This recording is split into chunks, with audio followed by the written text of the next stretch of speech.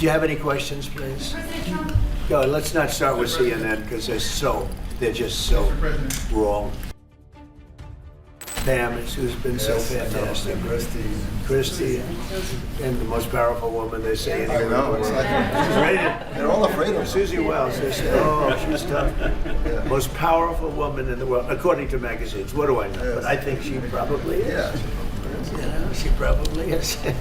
Congratulations. And you know, Stephen has done such a great job. Yes. We have great He's people. very famous too. But we love working with him. He really lets them have it. Right? Yeah, exactly. There's no games. No. It's very good. He knows. Do you have any questions, please? Go. Let's not start with CNN because they're just so wrong. Yeah, please. Yeah, thank you, Mr. President. You repeatedly mentioned last night that Russia's attack on Ukraine was a mistake. What is the exact mistake? And had you given Putin a deadline to actually move toward a ceasefire? The mistake was letting the war happen. If Biden were competent, and if Zelensky were competent, and I don't know that he is. We had a rough session with this guy over here. He just kept asking for more and more. That war should have never been allowed to happen. That war, I went 4 years and Putin wouldn't even bring it up. And as soon as the election was rigged and I wasn't here, that war started. There was no way that war should have been allowed to happen.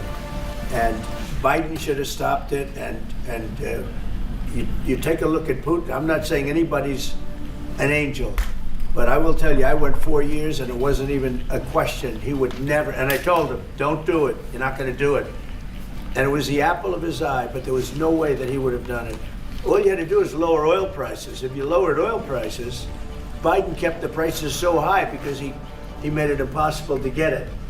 If you lowered oil prices, you would have never had the war. But you wouldn't have had it with me anyway. That war would have never happened. And I think it's a great abuse. So now what do? You get a country where 25% of its land is gone, and the best locations, where millions of people are killed. You know, you haven't reported accurately the death